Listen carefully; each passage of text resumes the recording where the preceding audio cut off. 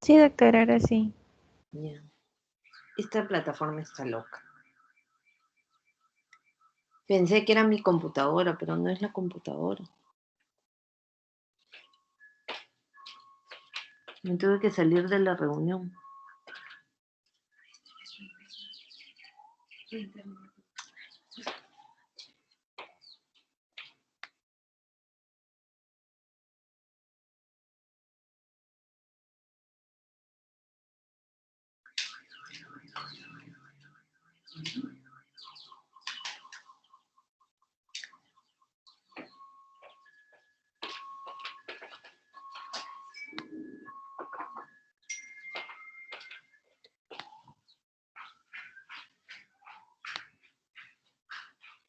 Ok, doctores.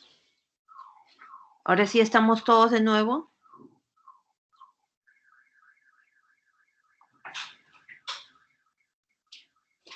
Sí, doctora. Sí, ya. Sí, Muy bien. doctora. A ver. Ruth, pregunta. ¿Qué es la metformina?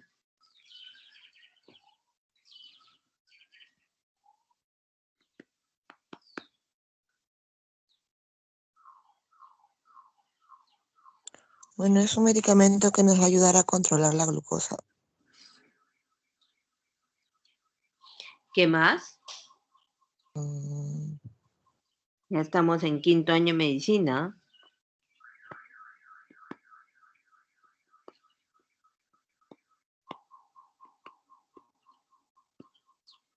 Bueno, este es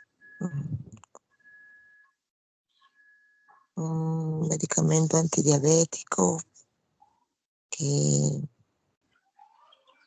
reduce, sí, la glucosa en plasma postprandial y basal, reduciendo la producción hepática de la glucosa,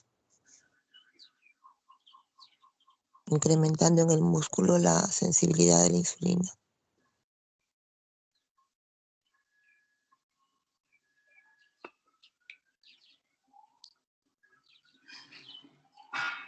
A ver, es Mayormente una esta está biguanida, indicada para ¿correcto? pacientes con sobrepeso.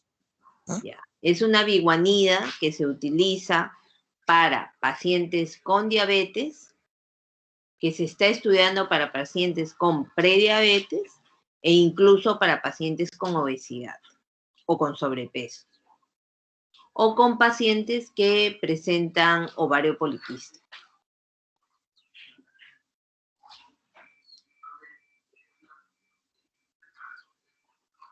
Brian, ¿cuál es la dosis máxima de metformina? Quiero que me contestes si sabes o no sabes.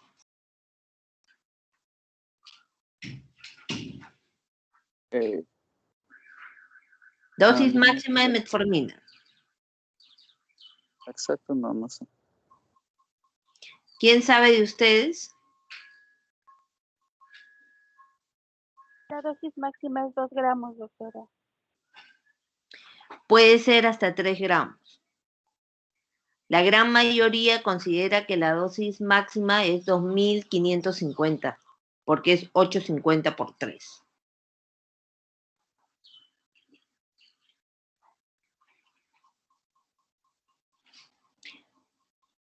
¿Cuáles son las contraindicaciones de uso?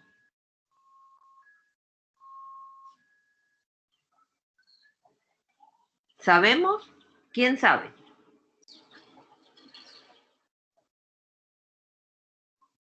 En pacientes con enfermedad renal crónica, con una tasa de menos de 30, si no me equivoco. Menos de Perfecto, 30. exacto. Esa es una de las contraindicaciones. ¿Y por qué?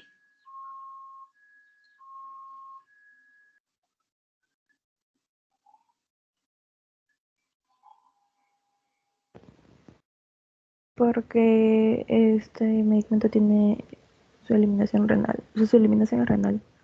¿Y qué? Y como no hay una correcta tasa de ¿A filtración, qué te acumula predispone? bien los metabolistas. ¿A qué te Predispondría predispone? a hipoglicemia. No. No, sí, acidosis. Exacto. Acidosis. a una acidosis láctica. Doctores, miren, eso es algo que sí yo quiero que ustedes tengan muy claro.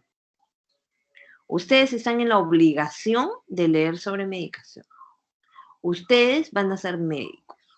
Ustedes no son los intendentes de alguna farmacia o de repente, no sé, pues, de repente tener el conocimiento básico de las cosas. No, doctores.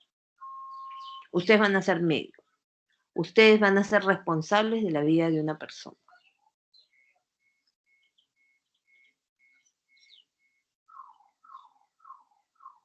Así que ustedes tienen que tener en consideración que o saben o saben, ¿no? Y en el examen, doctores, yo pregunto medicación.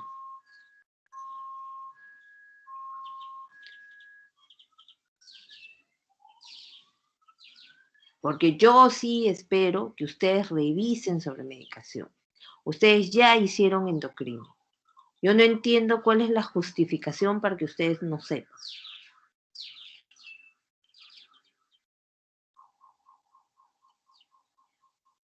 Ustedes tienen que saber efectos secundarios, efectos adversos, dosis máxima, contraindicaciones relativas, absolutas, se puede utilizar en embarazo, ¿no? O sea, esas cosas ustedes la tienen que saber.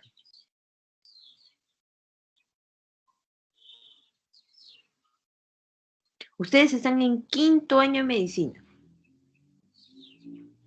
Ya están a puertas de ser médicos. Si ustedes ahorita no se acostumbran a leer, van a estar muertos, doctores. Como yo siempre les digo a todos los grupos. Ahora, los pacientes y las familias, o los familiares, los cuidadores, tienen mayor facilidad a la obtención de información.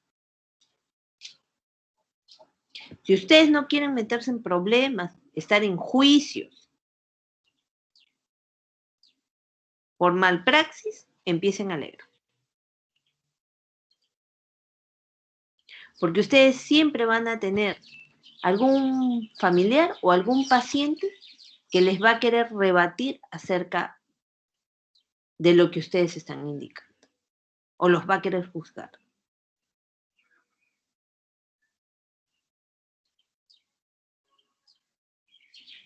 Entonces ustedes tienen que saber defenderse.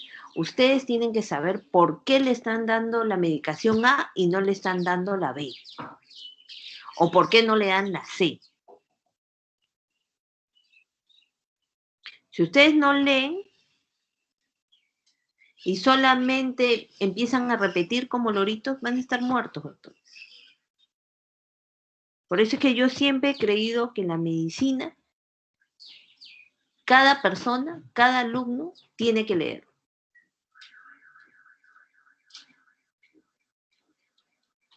Tú puedes conversar con tu jefe de práctica acerca de una medicación, por qué se elegiría esto en vez de esto, eso podría ser. Pero en medicina hay mucho en los cuales tenemos que aprender a ser autodidactas.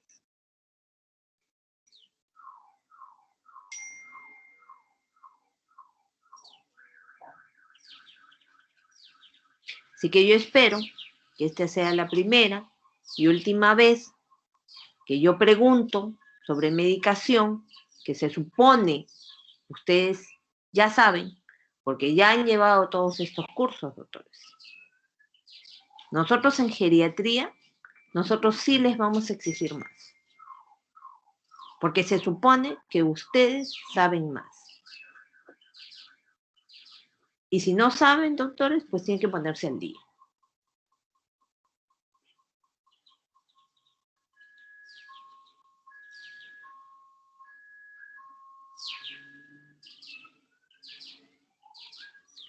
Ustedes van a tener en sus manos la vida de una persona.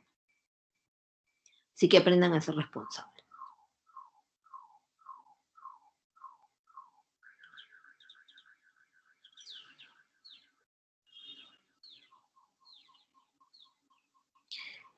Debemos recordar, doctores, que debemos de tener mucho más cuidado con las sulfonilurias, doctores. Especialmente glibenclamida, doctor, que es el gliburide, por el riesgo de hipoglicemia.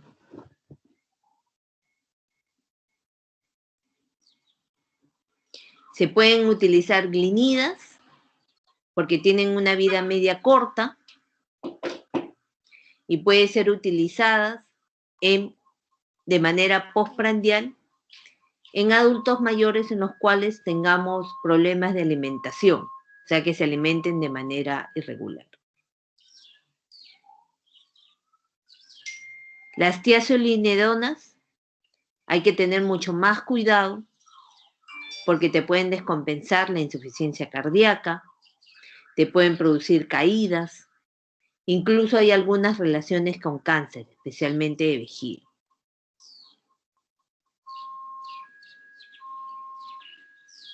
¿Qué se puede usar? Utilizar incretinas, doctores. Dentro de ellos, los inhibidores de la DPP4.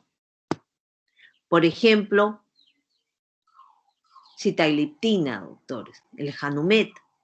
Tiene menor riesgo de hipoglicemia, tiene mejor tolerancia por vía oral. Y si decidimos, por ejemplo, utilizar insulinas, debemos ser mucho más cuidadosos. ¿Por qué? Porque los adultos mayores son una población heterogénea, doctores. Hay que tener mucho cuidado, por ejemplo, si el paciente vive solo, o si el paciente tiene un deterioro cognitivo, o si ya está demenciado. ¿Por qué? Porque podemos tener mayor riesgo de presentar hipoglicemia. Podemos tener mayor riesgo de que el paciente se sobremedique.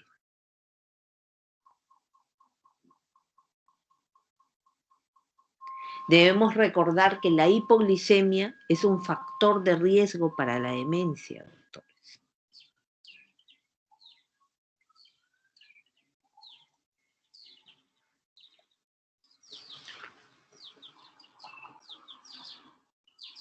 Bueno, doctores, ¿alguna pregunta hasta aquí?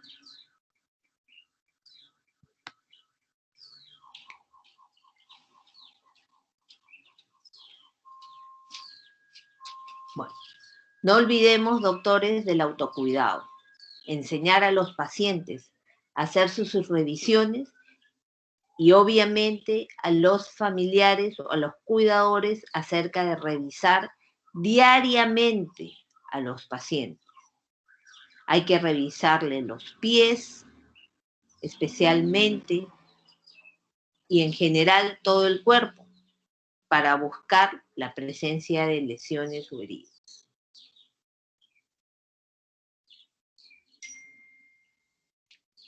Muy bien, doctores. La clase es hasta aquí. No sé si tendrán alguna pregunta. Ya les envié un poco de información, doctores, del ADA del 2021. Hay una sección que está dedicada a adultos mayores.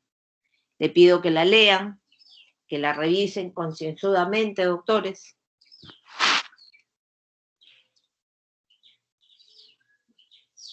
Y tienen que leer mucho sobre medicación, doctores. Bastante.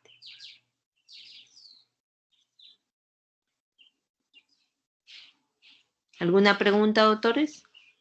Si no hay ninguna pregunta, en 5 minutos nos reunimos para el seminario. ¿A quién le toca? A mi doctora Jesús Toledo. Muy bien, Jesús. Vas colgando, por favor, tu presentación.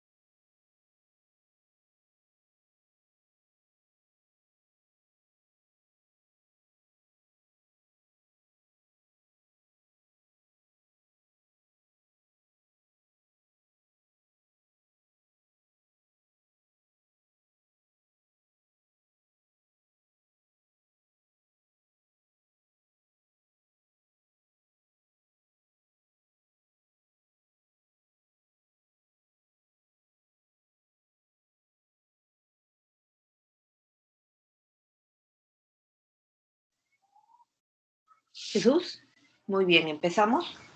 Ok, doctora. Bueno, mi tema es depresión en el adulto mayor. Vamos a comenzar con una leve introducción. ¿Cómo se define o cómo podemos asociarlo, este tipo de patología, al adulto mayor? Va a incluir el término de depresión en la vejez o en el adulto mayor en ambas formas. Una, la que comienza en estos años de vida, en la cual ha cronificado ya desde la etapa del adulto joven o de repente desde el adolescente, ¿no? Entonces es un problema de salud común y como tal, un problema de salud mental nos da 4 problemas muy grandes. Uno es, y el que nos va a incluir directamente, es la comorbilidad y el deterioro del funcionamiento en general del paciente. Para el mismo paciente aumenta la mortalidad y lo de los suicidios, por ende. Y a nivel nacional el uso de recursos sanitarios en los cuales se va a ver implicado este tipo de paciente. Entonces, normalmente va a estar infradiagnosticado lo que es esta depresión y muchas veces, por más diagnosticada que esté, no se le va a tratar de una manera adecuada. Entonces, lo ideal es aplicar una terapia tanto farmacológica como psicoterapia, que se ha visto que puede beneficiar mucho a este tipo de pacientes. Y algo a aclarar es de que no es una consecuencia normal del envejecimiento que el paciente tenga depresión. Es por ende que estos tienen que ser tratados siempre. La prevalencia del desorden disruptivo de la personalidad o depresión lo vemos en este cuadro, en el cual podemos darnos cuenta de que mientras el paciente tenga más comorbilidades o asociado a enfermedades que lo van a tener postrado o en una calidad de vida más deficiente, va a ir en aumento. En comparación con el populum normal, en el que no va a tener ninguna comorbilidad, ¿no? Como vemos aquí, por ejemplo, la enfermedad de Parkinson o el accidente cerebrovascular como una historia clínica va a tener en aumento lo que es los síndromes depresivos. Entonces, como factores de riesgo, tenemos estos de aquí que lo han acuñado bastante bien en la literatura. Lo primero es de que hablan mucho de que es el sexo femenino el que es más prevalente a comparación del masculino, pero a diferenciar que en el masculino se presenta lo que vendría a decir la depresión vascular, que es pacientes que han tenido una afección como un accidente cerebrovascular tienen más tendencia a presentar una depresión. El aislamiento social también se ve afectado. Casi el 50% de los residentes de hogares vive con depresión. El estado civil, los niveles socioeconómicos. Pero ¿a qué viene todo esto? La depresión mayor, o en sí lo que va a presentar con mayor frecuencia este tipo de pacientes, tiene que ser tratada independientemente de los factores, ¿no?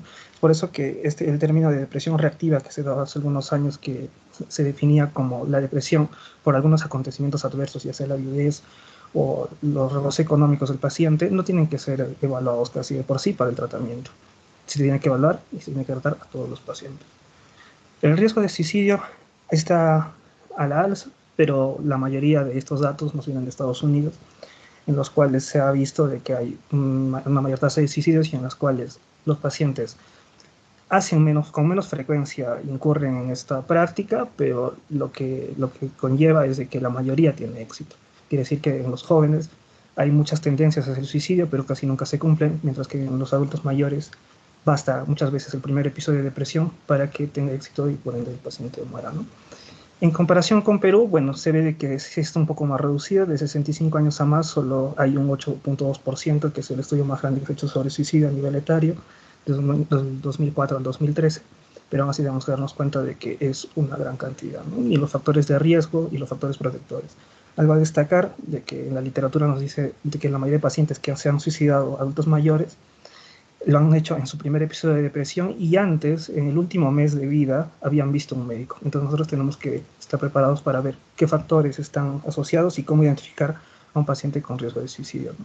Algo bien destacable es la conducta suicida previa. Si nosotros tenemos una historia clínica donde nos hemos visto con un paciente que ya ha presentado conductas suicidas, pues tenemos que cuidarlo bastante. La patogénesis especialmente se ve, como les dije, nuevamente a nivel vascular. Y a nivel cerebral está más que nada relacionado a circuitos subcorticales o a porciones específicas de la conducción. Normalmente se puede ver a nivel periventricular un aumento de la proporción cerebral, como también ya se ha estudiado hace mucho de que los volúmenes cerebrales específicos normalmente a nivel de la corteza disminuyen, ¿no? Y esto se ha visto asociado. No está directamente relacionado fisiopatológicamente, pero es lo que más describe. El diagnóstico, bueno, el diagnóstico se ve bastante en psiquiatría. Este es el DSM-5 en 4 categorías. Aquí es una mnemotecnia rápida, ¿no? El diagnóstico, tenemos que ver que es un paciente que es irritable, con alteración de la conciencia, falta de energía, disrupción del sueño, culpa o autoculpa, disminución del apetito, las actividades psicomotoras reducidas y muchas veces ideas suicidas. No tiene que presentar todos este tipo de cada una de estas definiciones, ¿no? Normalmente es de que presente 5 o más en al menos 2 semanas. Para esto se resume en 3: el trastorno depresivo mayor, el trastorno depresivo menor y el trastorno depresivo persistente o distimia.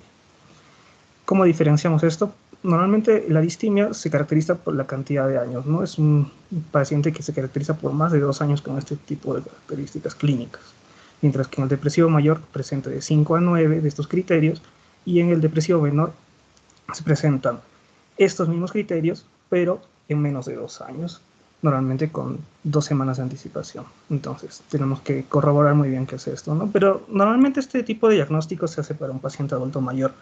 ¿Qué se ha visto, para un paciente adulto joven? ¿Qué se ha visto en el paciente adulto mayor? Como les dije antes, se ve a nivel vascular y muchas veces no está muy bien asociado, ya que sacar este tipo de características clínicas se tendría que hacer acompañado de un familiar o se tendría que tener una historia clínica mucho más florida. Entonces, a nivel con una enfermedad con un ACV previo, se tiene que identificar 4 factores en específico: el retraso psicomotor, la anedonia, o falta de interés o falta de placer por algunas de sus aficiones que tenía antes, disfunción frontal ejecutiva, que es normalmente una característica neurológica, y la poca percepción. Si tenemos una de estas relacionada a un diagnóstico previo de lo que sería una depresión mayor, pues ya tendremos un paciente depresivo adulto mayor. Estas son pruebas de screening que se hacen en primera instancia para los pacientes adultos mayores que ya visto que tienen buena sensibilidad. Y bueno, son los más usados y se deberían tener en la práctica clínica. El screening, claro, con más sensibilidad, de 2 preguntas, el screening de 2 preguntas, pero bueno, normalmente aquí no está tan avalado. El tratamiento de todos estos síndromes que son depresivos se va a tener en 2 formas, ¿no? Normalmente se tiene a nivel psicológico y a nivel psiquiátrico. A nivel psicológico, lo que es la psicoterapia, y en el psiquiátrico, la farmacológica. No tienen que ir separados, de hecho tienen que ir de la mano, y se ha visto mejor retenencia en pacientes adultos mayores en combinación. Entonces, ¿por qué aquí he puesto la monoterapia con medicamentos que normalmente en adultos jóvenes no se verían? Normalmente se asocia por el uso ya desmedido, como hemos visto, de los medicamentos en el paciente adulto mayor y los posibles efectos secundarios y las interacciones medicamentosas. Las dosis iniciales tienen que ser habitualmente la mitad de la dosis para ir subiendo poco a poco, tampoco para crear un estado, muchas veces que los pacientes adultos mayores hacen un síndrome serotoninérgico. La mayoría de medicamentos, como hemos visto en farmacología, demoran, ¿no?, en hacer efecto los antidepresivos entre 4 a 6 semanas. Lo que tenemos que observar en un paciente adulto mayor, se han hecho los estudios que los resultados llegan a ver de 8 a 12 hasta 16 semanas. Entonces tenemos que ser un poco cautelosos, y mientras esperamos este efecto farmacológico tendremos que hacer una psicoterapia, no dejarlo al paciente solo con los medicamentos. ¿Cómo se hacen los tratamientos? Si nosotros comenzamos con tratamiento farmacológico, después de las 2 semanas, de 2 a 4 semanas o 2 semanas, tenemos que hacer varias evaluaciones. Las primeras de tolerancia y ajustar la dosis, de repente ver algunos efectos adversos y reducirlas, o de repente ver que se está teniendo algún tipo de provecho en las 2 primeras semanas y ajustar las dosis, ¿no? Después de 4 semanas normalmente ya se tendría que estar viendo de repente algunos efectos secundarios y de repente alguna respuesta, pero como les dije, normalmente demora de 8 a 12. Las recomendaciones farmacológicas a nivel psiquiátrico para primera línea, normalmente nosotros usamos ICRS, o sea, los índices de recaptación de serotonina, selectivos a recaptación de serotonina, y los IRCN, ¿no?, los de serotonina y noradrenalina. Entonces, la primera línea son los ICRS. Normalmente el citalopram, que se va a usar, pero el problema es de que el citalopram actúa muy bien en adultos jóvenes. El problema con pacientes de 60 años o más es el alargamiento del QT, y por ende arritmias y bloqueo cardíaco. Entonces lo ideal es cambiar, ¿no? Pero se tiene buena seguridad y buena tolerabilidad, y se ha visto buenos resultados. Con los índices de recaptación de serotonina y noradrenalina, normalmente la mirtazapina se ha visto bastante asociada a pacientes que han tenido agitación, insomnio, pacientes varones con inquietud, y también en pacientes mujeres que han tenido anorexia. La venlafaxina y la duloxetina se puede aplicar, pero ya viene como segunda línea, y Es buena también porque muchas veces se aplica junto para el dolor neuropático, entonces podemos tener un mismo medicamento para dos cosas. Y los tratamientos especializados que normalmente ya se hacen como referidos, que se da a los psiquiatras o a los médicos especialistas en este tipo de casos, son los tricíclicos y los IMAO, ¿no? Los inhibidores de la monoaminoxidasa. Los antidepresivos tricíclicos y los IMAO, el problema no es tanto el efecto que llegan a causar, sino son los efectos secundarios que nos traen, ¿no?, los pacientes. Por eso que no se han estudiado muy bien. Pueden ser muy buenos, pues podrían, como se ha visto en el adulto joven. El problema son los efectos secundarios. Y como siempre, ¿no?, la arritmia, en primer lugar, la mayoría de pacientes nos van a traer ese problema. Lo último para hablar sería la terapia electroconvulsiva, que teóricamente se ha visto que se aplica más en ancianos y se ha visto que es bien tolerada. El problema es de que esa tolerancia se marca por la aceptación del paciente, que normalmente no está asociada a esto, ¿no? Un adulto joven le podemos decir que le vamos a hacer una terapia electroconvulsiva y se puede rehusar, mientras que en el adulto mayor, al tener problemas de cognición, al tener problemas asociados más o menos a lo que sería dependientes de este tipo de farmacología, pues va a decir ya, ¿no?, una terapia electroconvulsiva. El problema es de que la mayoría de estudios de terapia electroconvulsiva no están dadas por la psiquiatría, sino más por la psicología. Y esto muchas veces son terapias que no se han visto bien relacionadas ni con un estudio más crítico a nivel médico. Pero podría ser como última forma, después de hacer tu tratamiento farmacológico y el tratamiento de psicoterapia asociado, ¿no? Normalmente no se recomienda. Y bueno, esta sería la bibliografía y bueno, eso sería casi todo. Gracias.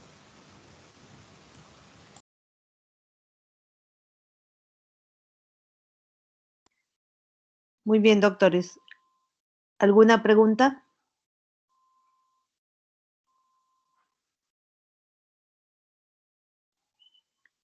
Ok. No olviden siempre que la depresión, especialmente en adultos mayores, muchas veces se presentan como síntomas somáticos y que hay que recordar que la depresión puede ser la puerta de entrada de la demencia o incluso en pacientes con demencia leve, muchos de ellos se deprimen, doctores, al darse cuenta que se olvidan.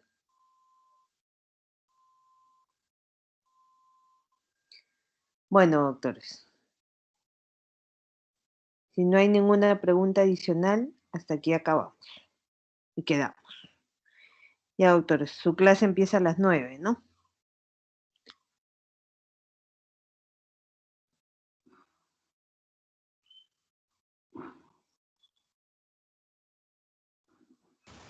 Sí, doctor, el grupo del doctor Sánchez. Bien. Muy bien, doctores. Hasta aquí quedamos. Ya nos vemos en la próxima clase. ¿Ok? Ya. Saludos, doctores.